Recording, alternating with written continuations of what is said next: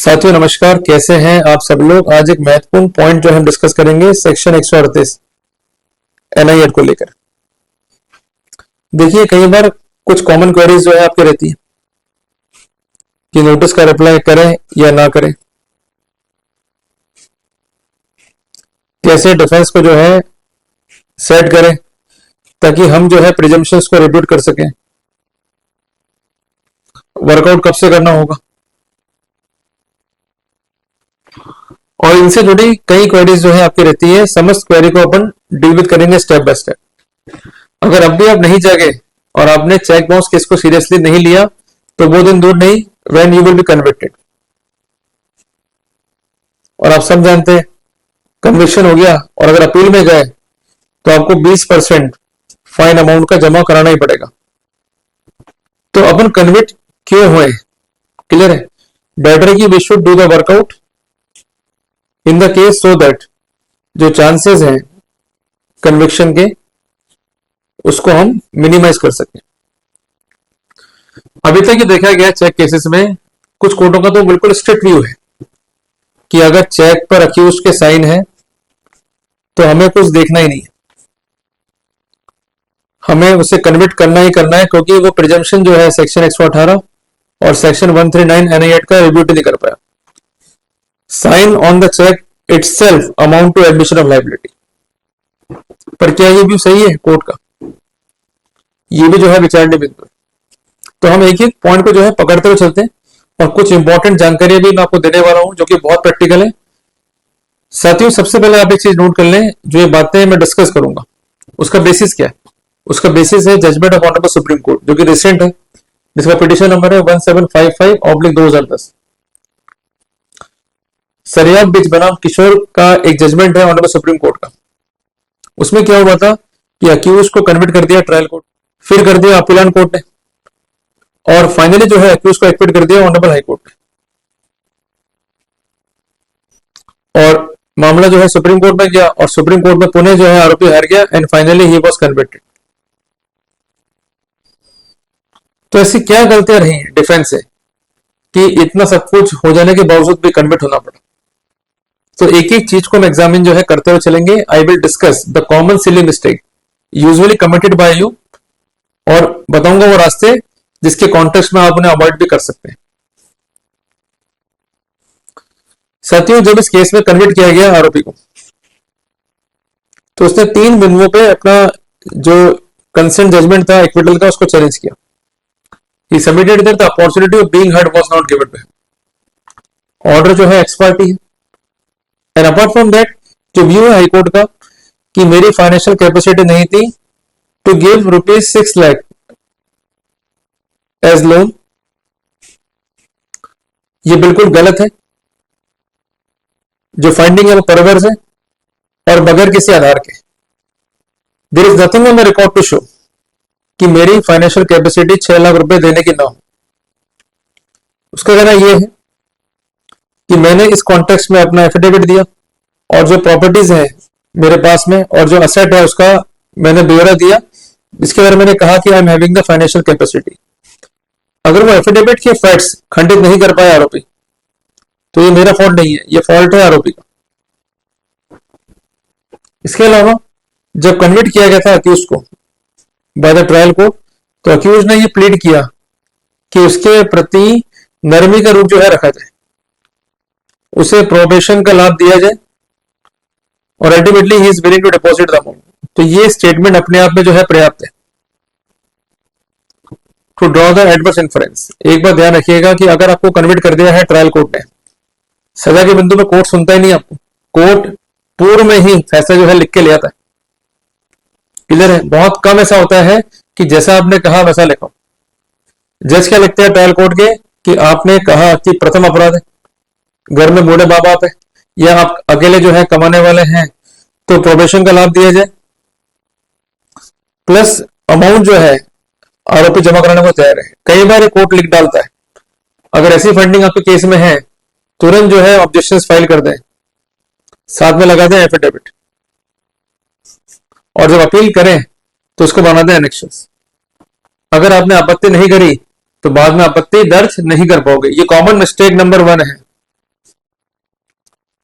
जो हम करते हैं, जिसका फायदा जो है परिवादी पक्ष को मिल जाता है, चाहे डायरेक्टली हो चाहे इनडायरेक्टली हो। तो ये मिस्टेक अपने को अवॉइड करनी है।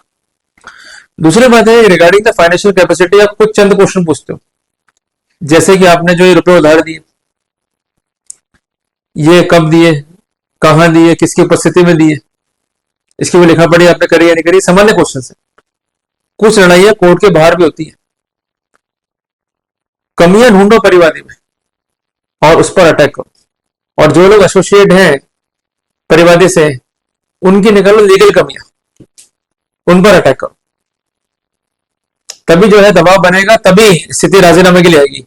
अगर सिंपल तरीके से कोर्ट पर लड़ने पहुंच गए तो आप जीत नहीं पाओगे। We have to make out an arena outside the court. Clear है बात?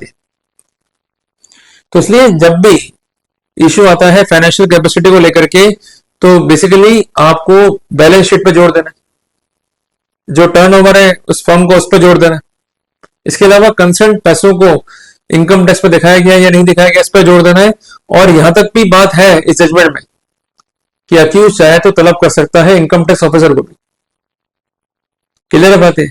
और आपको मैं एक बात याद दिलाना चाहता हूं, जो फैसला है ऑनरेबल सुप्रीम कोर्ट का, इसमें कहा गया है कि अगर ट्रांजेक्शन 2 लाख से ऊपर का है और वो अनअकाउंटेड है, तो ऐसे सिनेरियो में ड्यूटी ऑफ कोर्ट है to report the matter to the concern ITO, ताकि आईटीओ जांच करके कोर्ट को अपना रिपोर्ट सौंप सके।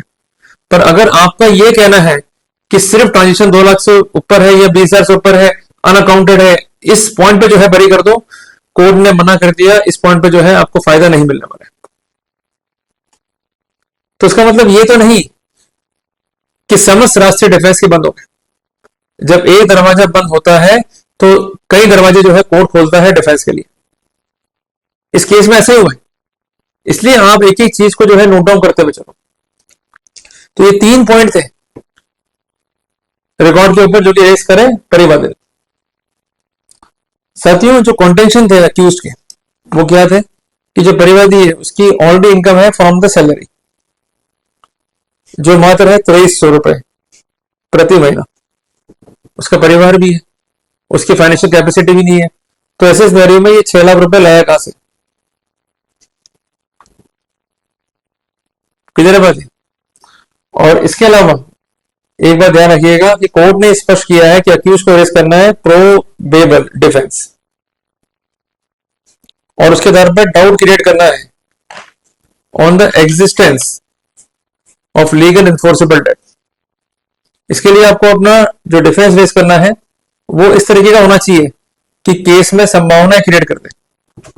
अगर संभावनाएं क्रिएट कर दी आपने और डाउट क्रिएट कर दिया on the legal enforceable debt के अस्तित्व पे, तो वहां पर बर्डन शिफ्ट होगा परिवादी पे to show the transaction nature. अगर ऐसा नहीं कर पाता परिवादी तो उसका फायदा जो है डिफेंस को मिल जाएगा। ये मैं नहीं कहता, इस पॉइंट पे व्यू है ऑनरेबल सुप्रीम कोर्ट का।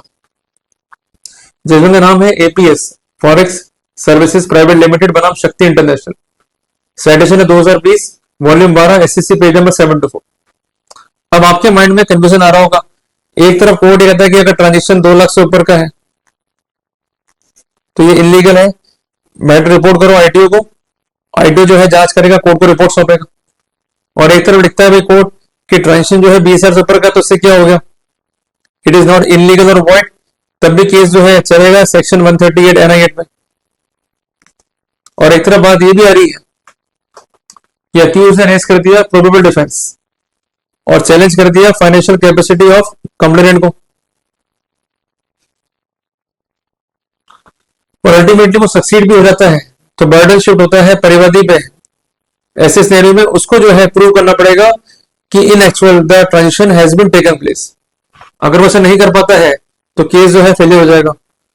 जब 3 व्यू है हमारे सामने, तो हम क्या करें, किस तरीके से इसको अप्लाई करें केस के अंदर। एक बात ध्यान रखिएगा कि जब भी आपको आता है चेक बाउंस का नोटिस, 70% लोग जो है इसका रिप्लाई नहीं करते हैं। रिप्लाई जरूर करो, अगर रिप्लाई नहीं करोगे तो आपका डिफेंस प्रोबेबल डिफेंस की कैटेगरी में नहीं आएगा, ultimately it will be in category of after thought defence. ये मैं नहीं कहता, इस फैसले में लिखा गया कि अगर नोटिस का रिप्लाई नहीं कर रहे हो तो आपका डिफेंस माना जाएगा आफ्टर थॉट डिफेंस। और यहां पर 2 इंपॉर्टेंट जजमेंट है सुप्रीम कोर्ट के, एक तो है 2022 वॉल्यूम 6 एससीसी पेज नंबर 735। दूसरा है 2002 वॉल्यूम 1 एससीसी पेज नंबर 234, जिसमें साफ कहा गया कि रिप्लाई करो, otherwise be ready to face the adverse inference. Clear है बात है। दूसरी बात यह है कि फनी डिफेंस लेने से बचो। इस केस में क्या था फनी डिफेंस, कि मैंने कंप्लेनेंट को जो है ब्लैंक चेक दिया है और ये चेक जो है साइंड है, और इसने क्या किया, वो चेक लिया था मुझसे ताकि वो बैंक से जो है लोन ले सके। अब जरा सोचो कि अगर आप किसी को ब्लैंक चेक दे रहे हो, वो साइंड चेक है, तो क्या उसके बेसिस पे किसी को लोन मिल जाएगा? खुद सोचो आप। तो यही डिफेंस आप बनाते हो कोर्ट में जाके, और क्या करते हो? Basically it is called a funny defence. इसको अवॉइड करो। आपको लॉ पॉइंट पे भी लड़ना पड़ेगा और फैक्चुअल पॉइंट पे भी लड़ना पड़ेगा। तो आपको डिफेंस कैसा रेडी करना है? विच मस्ट बी रीजनेबल, जो कि लॉजिकल हो और सामान्य प्रज्ञा का इंसान उसको एक्सेप्ट कर सके। क्लियर बात है। अब एक एग्जांपल लेते हैं अपन। ए ने बी को चेक दिया, ये चेक ब्लैंक है और सिक्योरिटी पेड है। क्लियर बात है। तो ए को क्या करना चाहिए? There must be an agreement, जहां पर उल्लेख होना चाहिए कि चेक जो है ब्लैंक है और सिक्योरिटी पेड है। ट्रांजेक्शन को भी शो करना चाहिए उस एग्रीमेंट में, और जो कंसेंट चेक है उसके पीछे लिखना चाहिए सिक्योरिटी चेक। क्लियर है। जिसका बेनिफिट क्या मिलेगा? कई बार ऐसा होता है कि बी जो है वो फैक्ट छुपा लेता है अपने एडवोकेट से कि देयर वाज एन एग्रीमेंट जिसमें ये सारे स्पेसिफिकेशंस हैं, और अगर एडवोकेट साहब ने इन सब बातों को अवॉइड करते हुए केस को ड्रॉ कर दिया, तो अल्टीमेटली जो डॉक्यूमेंट है ये है primary evidence. This will create a doubt on the existence of legal enforceable debt. तो वहां पर इसका फायदा किसको मिलेगा? कंसर्न आरोपी को। तो ये मोटी मोटी बातें हैं जिस पर आपको समझ के चलना है। आपको दिशा दी है ऑनरेबल सुप्रीम कोर्ट ने कि आप अटैक करो, पर किस पे? लीगल इन्फोर्सेबल डेट के अस्तित्व पे। You must raise a doubt on the existence of legal enforceable debt, जो आप करते नहीं। क्लियर है बात है। तो इसलिए अगर आपके दिमाग में सोच है कि ट्रांजेक्शन अगर 20,000 से ऊपर है और वो कैश में है, हम लोग बच गए। साथियों, साफ कह दिया है ऑनरेबल सुप्रीम कोर्ट ने, ये भले ही वॉलेशन है सेक्शन 271 डी IT एक्ट का, पर किसी भी रूप में it will not make transaction illegal और वॉइड। जैसे कि मैं शुरू में कहा था आपसे कि एक दरवाजा बंद हो गया है, दूसरा साथ साथ खुल गया। क्या बेनिफिट मिला आपको? कि अगर इस तरह की स्थितियां फाइल पे आ रही हैं, you may ask the accused to explain the incrimination, कि उसने ऐसा क्यों किया। अगर वैसा नहीं कर पा रहा, make a complaint to the income tax authority कि 271 डी का तो उल्लंघन हुआ ही है इस केस में। At least the proceedings has to be initiated against the complainant. Clear है बात ही। इसके अलावा जब भी आप लोग केस को लड़ते हो, आप जो कंसर्न कंप्लेंट है उसका जवाब रेडी करो। जवाब रेडी करोगे, दो फायदे हैं। सबसे पहली बात, आपने अपना प्रोबेबल डिफेंस जो है इंसर्ट कर दिया। दूसरी बात, कई बार पॉसिबिलिटी होती है कि कोर्ट जो है आपका इंटरिम मुआवजा जो है बांध देता है 143A NI एक्ट में। तो अगर आपका डिफेंस स्ट्रांग है और सारा का सारा मटेरियल जो है आपने कवर कर रखा है, तो वहां पर ऑर्डर भी रिफ्यूज होने की स्थिति बढ़ जाती है। इसलिए महत्वपूर्ण बातें हैं जिस पर विशेष ध्यान देना होगा। सिर्फ कह देने मात्र से जो कंसेंट प्रिजम्पशन है वो रिब्यूट नहीं होगा। अगर चेक का मिसयूज हुआ है, देयर मस्ट बी FIR और अ क्रिमिनल कंप्लेंट, जो आप करते नहीं। इसके अलावा कई बार ये होता है आपका फैक्ट कि हमने जो है पैसे लिए थे वो चुका दिए हमने, पर उसको शो करने के लिए जो एविडेंसेस रिकॉर्ड में आने चाहिए वो रिकॉर्ड में पेश करते नहीं हो। आप लोग क्या करते हो? लिखित बेंच से पेश करते हो, तभी एविडेंसेस पेश करते हो। ध्यान रखना, अगर डॉक्यूमेंट पे एग्जिबिट नहीं है, उसको रेड नहीं किया जाएगा एज पर एविडेंस। और इसके अलावा अगर एग्जिबिट है और वो डिनाई कर रहा है परिवादी की नहीं साहब डॉक्यूमेंट नहीं बना, तो बर्डन फिर आपके ऊपर है, क्योंकि स्पेसिफिक थिंग्स को प्रूव करने का बर्डन हमेशा ही अक्यूज पर होता है। ये बात जो है विशेष आपको ध्यान रखनी है। अगर आप ऐसा नहीं करोगे, प्रिजम्पशन रिब्यूट नहीं होगा, आपको सजा हो जाएगी। इस पॉइंट पे जजमेंट है सुप्रीम कोर्ट का बीर सिंह बनाम मुकेश कुमार का। साइटेशन है 2019 वॉल्यूम 4 SCC पेज नंबर 197, जो काफी इंपॉर्टेंट है। तो इसलिए हमको चार बातें दिमाग में सेट कर लेनी है। चार बातें क्या है कि अगर कंसेंट चेक का मामला है, ट्रांजेक्शन 20,000 रुपए से ऊपर है और कैश में है, और हमारा ये डिफेंस है कि इट इज इनलीगल ट्रांजेक्शन, तो ये डिफेंस मत लेना, बेकार डिफेंस है आज के टाइम पे, क्योंकि सुप्रीम कोर्ट ने मना कर दिया है कि डिफेंस नहीं चलेगा। आपको क्या करना है, चैलेंज करना है फाइनेंशियल कैपेसिटी को, बट उसके लिए जो कंसर्न लीगल इन्फोर्सेबल डेट है उस पर क्लॉग रेज करना है, आपको डिटेल्स जगह करनी होगी। और आपको अगर चैलेंज करना है फाइनेंशियल कैपेसिटी को, कोर्ट ने लिखा है अपने फैसले में, even you can examine the independent witness. For example, in the case of Rajaram versus Maruthachalam, जिसका साइटेशन है 2023 वॉल्यूम 16 एससीसी पेज नंबर 125, जिसमें कोर्ट ने खुद ने कहा presumption could be repeated even while examination of ITU and bank officials of the complaint, ताकि accounts को हम डाउटफुल कर सके।